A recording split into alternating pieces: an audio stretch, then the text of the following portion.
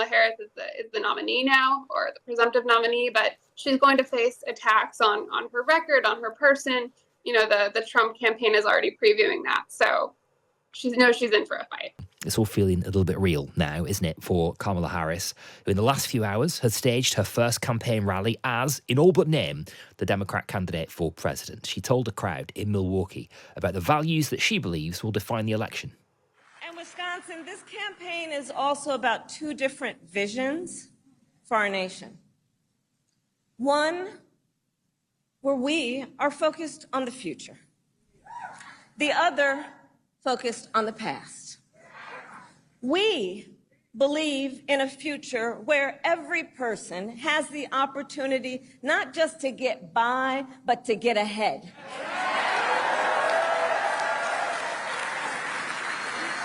A future where no child has to grow up in poverty. Where every worker has the freedom to join a union.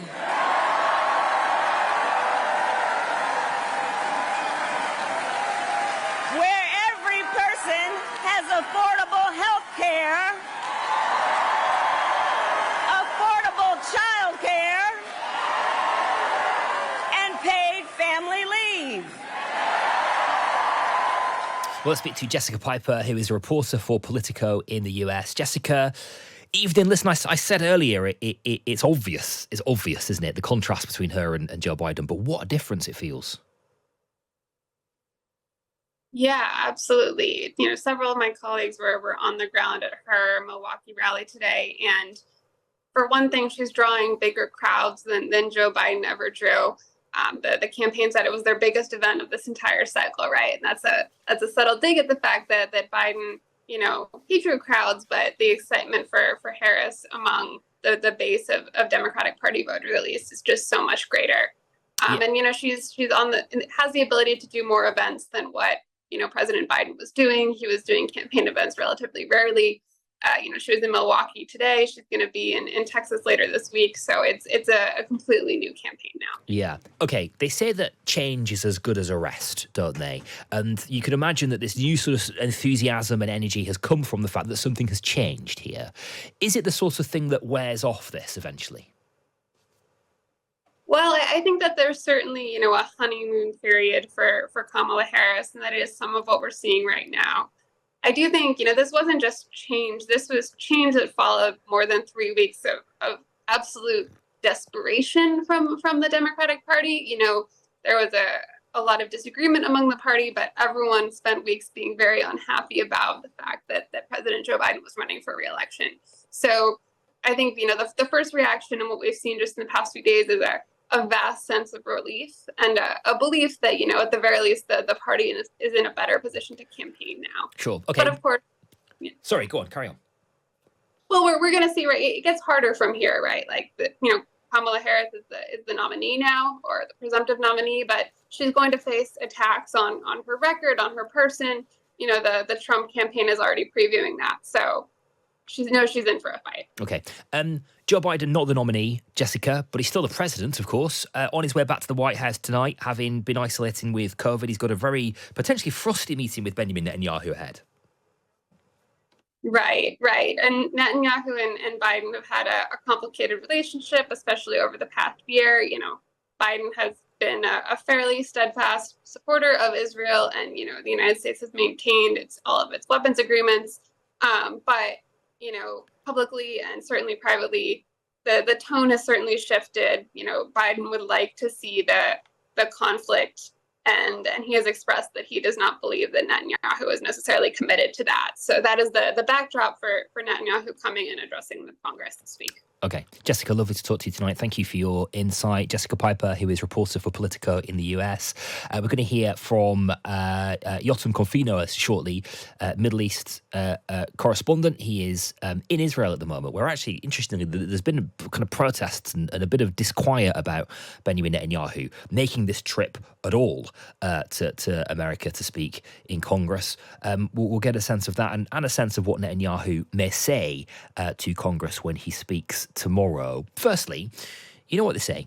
You have to follow the money in American politics, don't you? Last night we were talking about the usually staunchly Democrat Silicon Valley starting to support Donald Trump.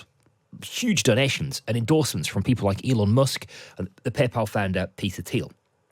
Well, the tables have turned somewhat, haven't they? Joe Biden stepping aside and Kamala Harris becoming the presumptive nominee seems to have unlocked hundreds of millions of donations, including from Silicon Valley CEOs, especially female ones.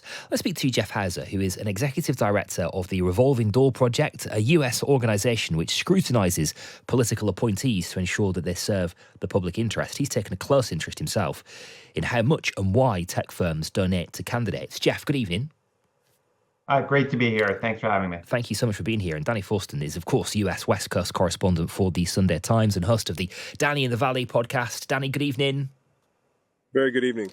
Lovely having you company, both of you. Danny, just help us set the scene here, because there has been, in the last couple of days, or the last 24 hours even, an enthusiasm for Kamala Harris, clearly, as we've just been discussing, but also some cash falling in behind her from Silicon Valley too. Yeah, that's right. So there's obviously been a lot of attention on, Silicon Valley, or at least, a handful of billionaires going all in on Donald Trump. And then, of course, she was announced, and there's been just this deluge unleashed, particularly from Silicon Valley, from folks like Reid Hoffman, the founder of LinkedIn. She has a lot of other, heavyweight backers, including Laurene Powell Jobs, the widow of Steve Jobs, Sheryl Sandberg, and many others. And, this is where she grew up. She grew up in the Bay Area. She knows Silicon Valley well, and she has very deep connections here. Okay. And Jeff, you followed these people and this money very closely. Who are these people, and why are they falling behind Kamala Harris? It's a varied group of individuals who are supporting Harris. Many of them are no longer actively pursuing more billions of dollars.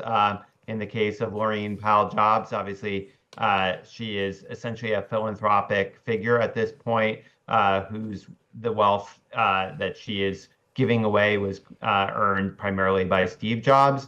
I think that some of what's going on in Silicon Valley on both the left and the right is oddly kind of post-materialist.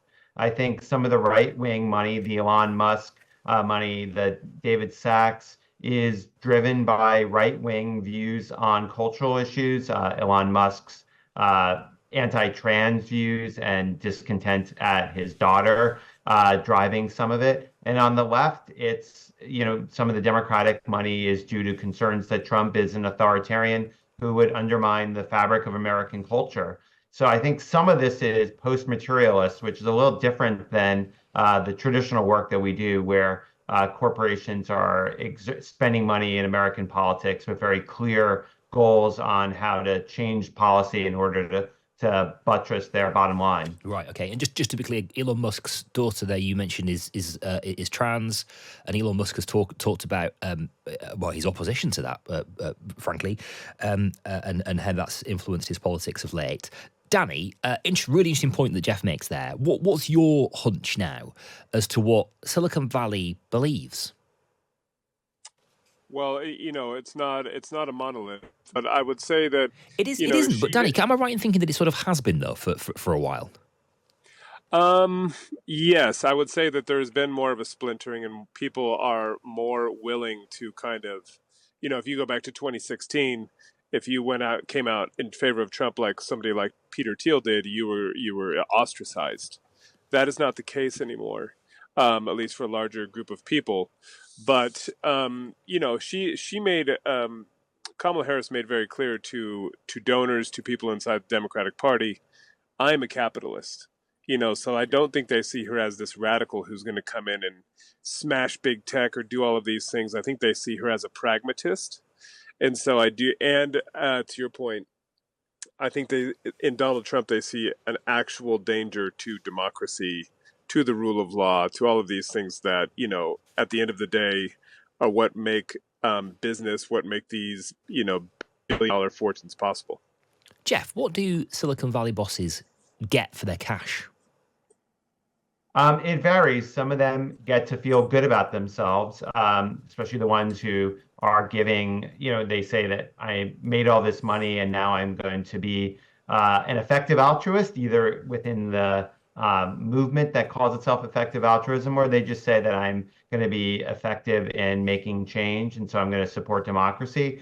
Others think that they can maintain a line into the Democratic Party, and they can hope to try to blunt the direction of the Democratic Party, which has moved on a lot of issues toward Bernie Sanders and toward Elizabeth Warren, and toward higher taxes and more stringent antitrust enforcement. So I think it's a mixed bag between people who think that they're going to achieve ideological ends and other people who think they're going to achieve materialist ends that will benefit their corporations and their personal self-interest. And do they?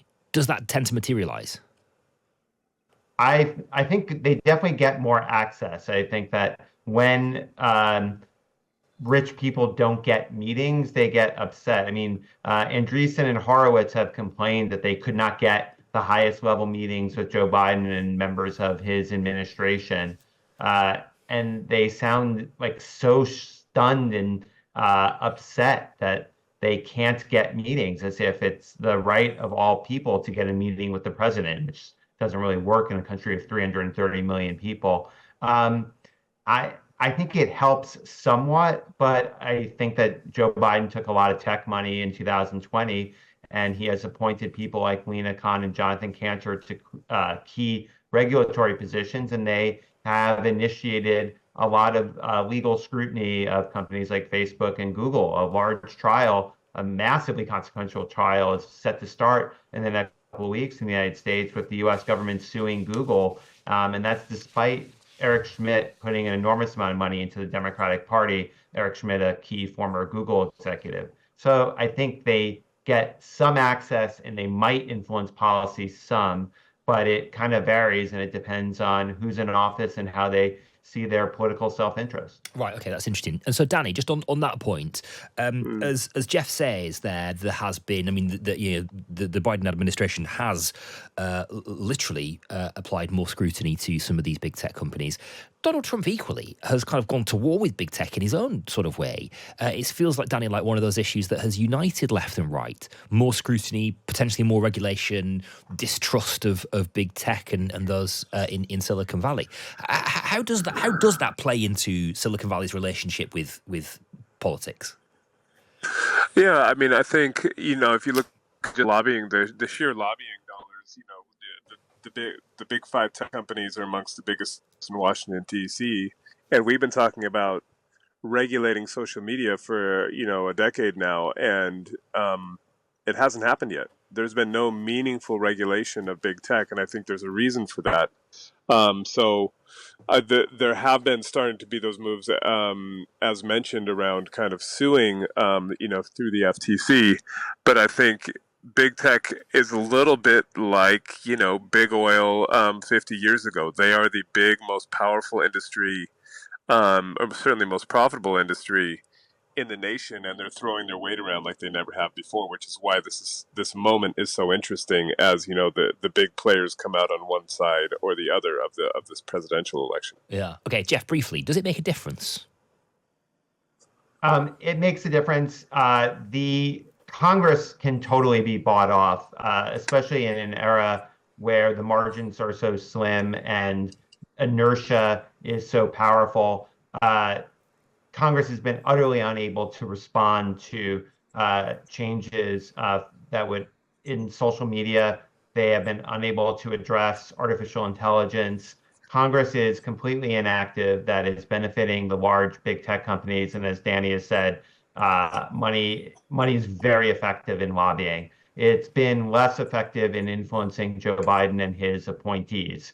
So, we at Revolving Door Project think the executive branch of the U.S. government is really important because it can move even when the U.S. Congress does not. And that's, goes to the fundamental differences between the way the US and UK governments are set up. Okay, that's very interesting. I also do wonder, we've not quite got time to explore this tonight, maybe we will another night. I also wonder if that the ideological divergence between men and women that we've talked about a lot, there's been some really fascinating studies and polling about this lately, that across Europe and in the US, there appears to be an ideological divergence, which makes sense, doesn't it, I suppose, with women, I suppose, tracking left and some of those kind of liberal issues around the Me Too movement throw up, and I guess abortion in particular in America, and then characters like Elon Musk, I suppose, representing something that that is sort of part of an ideological drift for men as well, perhaps to the right. Painted in some broad brushes there, but the data does suggest that that's true as well. I wonder if that's also happening in Silicon Valley here when we talk about Elon Musk and Peter Thiel, and then we talk about the female CEOs that have fallen behind Kamala Harris. Big issue. Go on, Danny. Yeah, go on, agree. that. Yes, I think that absolutely is going to play out. I think, America's never had a female president. They've had one black president. Kamala is a black woman. I think there will be ways, subtle and very unsubtle, that they will attack her based on, misogynism, racism, etc. Sadly, that's just part of the U.S. politics, and I think we're going to see that play out. We're already starting to see that play out. Yeah. Yeah, no, you're right. And worth us watching, I think, closely over the next couple of months. Lovely having your company, both of you. Danny Fortson, who is US West Coast correspondent. Of course, really worth downloading. Danny in the Valley, his podcast. I'm a bit starstruck, actually, because I really like Danny's podcast. I'm a big fan of it. Thank you, Danny. Thank you. Thanks so much. Jeff Hauser, as well, Executive Director of the Revolving Door Project. Do you have a podcast you'd like to plug, Jeff? Oh, thank you. We at the revolvingdoorproject.org follow American politics very closely. Good. Excellent. It's good stuff. All right. Really worth keeping an eye on your stuff. Jeff, thank you so much. Both of you.